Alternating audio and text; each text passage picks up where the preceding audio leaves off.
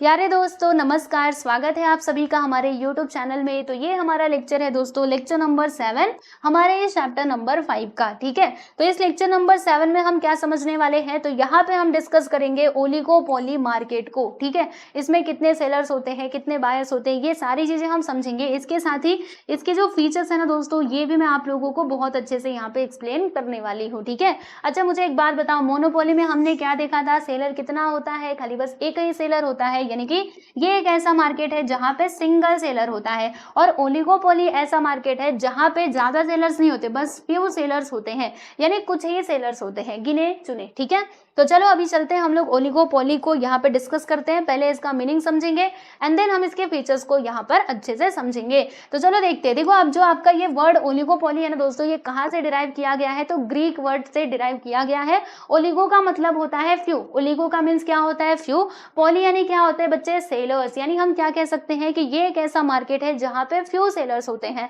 Okay, तो देखो यहाँ पे लिखा है, it is that market where there are few firms या फिर sellers in the market producing either a homogeneous product और डिफरेंशिएटेड प्रोडक्ट, यानी कि फ्यू सेलर्स होते हैं जो होमोजीनियस प्रोडक्ट भी मतलब ये प्रोड्यूस कर सकते हैं, या फिर डिफरेंशिएटेड यानी अलग अलग प्रोडक्ट्स को यहाँ पे ये लोग प्रोड्यूस कर सकते हैं। ठीक है, एग्जांपल के लिए आप समझिएगा, ये देखो ओलिगोपोली के एग्जांपल्स क्या है बच्चे, मोबाइल सर्विस प्रोवाइडर जो मोबाइल की सर्विस प्रोवाइड करते हैं, ये बहुत ज्यादा नहीं है, एकदम लार्ज नंबर में नहीं है, ये फ्यू है, कुछ ही है। ठीक है, इसके अलावा सीमेंट की कंपनीज, ये भी बहुत ज्यादा नहीं है कि आप देखोगे लार्ज नंबर ऑफ सेलर्स, बिल्कुल नहीं। ठीक है, ये भी क्या होते हैं, लिमिटेड होते हैं, कुछ ही सेलर्स इसके अंदर हमें देखने के लिए मिलते हैं। अब हम बात करेंगे बच्चों यहाँ पे फीचर्स ऑफ ओलिगोपोली की। तो कितने फीचर्स हमें देखने हैं, टोटल 6 फीचर्स हमें यहाँ पे स्टडी करने हैं ओलिगोपोली को लेकर के। तो चलो भैया आ जाते हैं पहले पॉइंट पे, विच इज फ्यू फर्म्स और सेलर्स, यानी कि जैसे कि हमने मीनिंग में ही देख लिया था कि ओलिगोपोली में ओलिगोपोली, ठीक है, इसमें बस कुछ ही सेलर्स होते हैं। तो सिंपल सी बात है, यही इसका क्या हो जाएगा, पॉइंट हमारा बन जाएगा। एक्सप्लेनेशन में आप क्या लिखोगे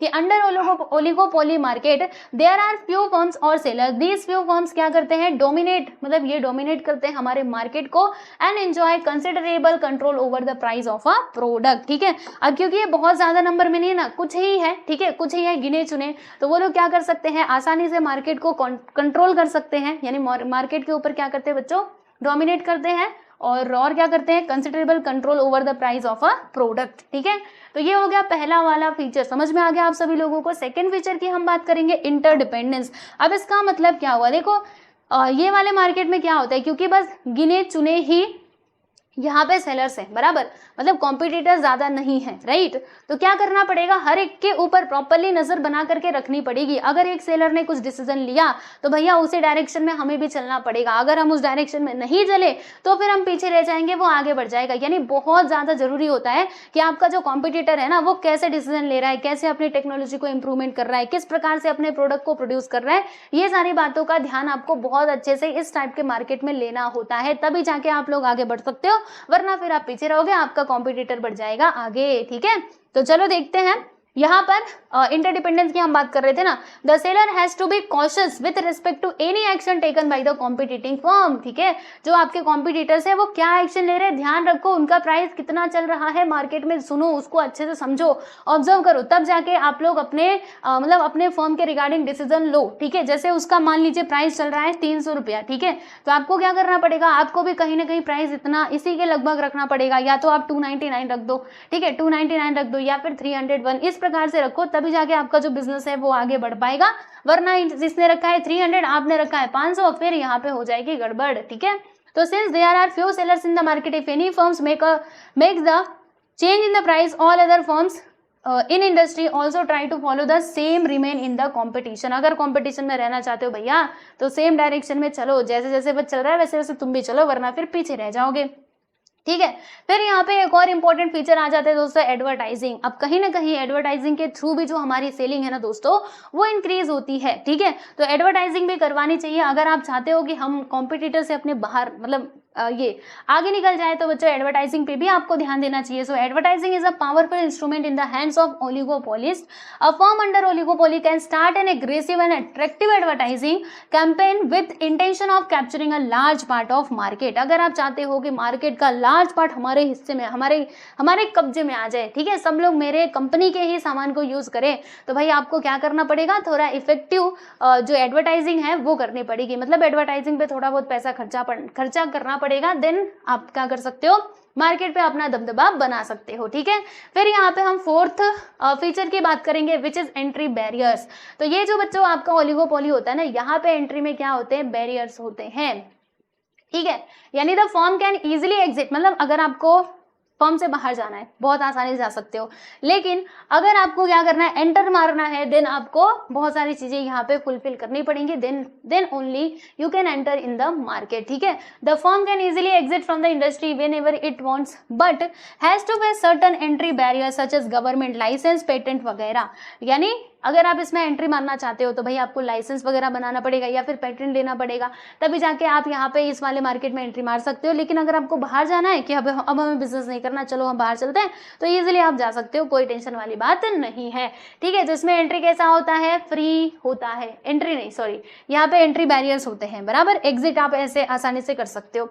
फिफ्थ वन है यहाँ पे लैक ऑफ यूनिफॉर्मिटी। अब देखो इसमें क्या दिया गया है कि there is a lack of uniformity among the firms in terms of their size, यानी कि जो हमारे फर्म्स होते हैं उनके साइज के हिसाब से अगर आप देखोगे तो इनमें यूनिफॉर्मिटी नहीं होती है, यानी सारे के सारे एक जैसे नहीं होते हैं, अलग अलग होते हैं। ठीक है, सम फर्म्स में बी स्मॉल वाइल अदर्स में बी ऑफ बिगर साइज, यानी कुछ फर्म्स ऐसे हैं जो छोटे हो सकते हैं, कुछ बड़े भी हो सकते हैं। आप सोचो कि सारे फर्म सेम टू सेम रहे तो ऐसा पॉसिबल नहीं है। ठीक है, नेक्स्ट है यहाँ पे अनसर्टेनिटी। अनसर्टेनिटी का मतलब क्या होता है दोस्तों, समझिएगा। जैसे कि ये जो ओलिगोपोली वाला मार्केट है ना, यहाँ पे कुछ भी आप समझो कि मतलब फिक्स नहीं है, यानी कभी भी कुछ भी हो सकता है अचानक से। जैसे मान लीजिए आपके कॉम्पिटिटर ने कुछ अचानक से कोई डिसीजन लिया, तो आपको क्या करना पड़ेगा, आपको उसी के अकॉर्डिंग यहाँ पे चलना पड़ेगा, यानी उस एक के डिसीजन से काफी ज्यादा प्रभाव पड़ेगा। इसलिए बोला गया है कि ये है अनसर्टेनिटी। इस टाइप के मार्केट में क्या होता है, अनसर्टेनिटी होती है, कुछ भी सर्टेन नहीं होता है। ठीक है, there is a considerable element of uncertainty in this type of market due to different behaviour patterns. ठीक है,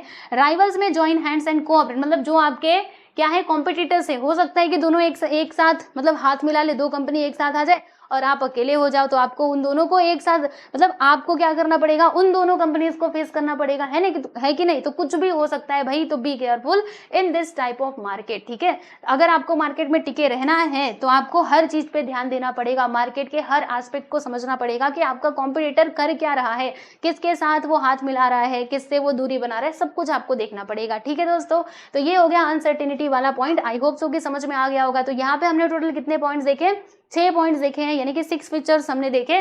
पहला था यहाँ पे फ्यू फर्म्स और sellers, second one is interdependence, third one is advertising, fourth one यहाँ पे हमने देखा entry barriers, fifth one lack of uniformity, है ना, फर्म्स का साइज बड़ा या छोटा हो सकता है, और फिफ्थ ये 6 नंबर पे हमने देखा अनसर्टेनिटी। अब देखो यहाँ पे लास्ट टाइप का हमें मार्केट पढ़ना है दोस्तों, विच इज मोनोपोलिस्टिक कंपटीशन, और ये कहीं ना कहीं रियल वर्ल्ड से जुड़ा हुआ है, यानी हमारे आसपास जो मार्केट दिखाई देते हैं ना दोस्तों, वो कहीं ना कहीं मोनोपोलिस्टिक कंपटीशन में ही आते हैं। तो इसको हम देखेंगे हमारे अगले वीडियो में, मीनिंग एंड डेफिनेशन, इसके साथ ही इसके जो फीचर्स हैं उसको भी हम डिस्कस करेंगे, तो बिल्कुल भी टेंशन मत लेना। नेक्स्ट लेक्चर में आपका ये जो पूरा चैप्टर है, चैप्टर नंबर 5, ये हो जाएगा कंप्लीट। ठीक है, तो चलिए मिलते हैं नेक्स्ट वीडियो में। सब लोग अपना ध्यान रखिए और अच्छे से पढ़ाई करते रहिए। ठीक है दोस्तों, चलो बाय एवरीवन।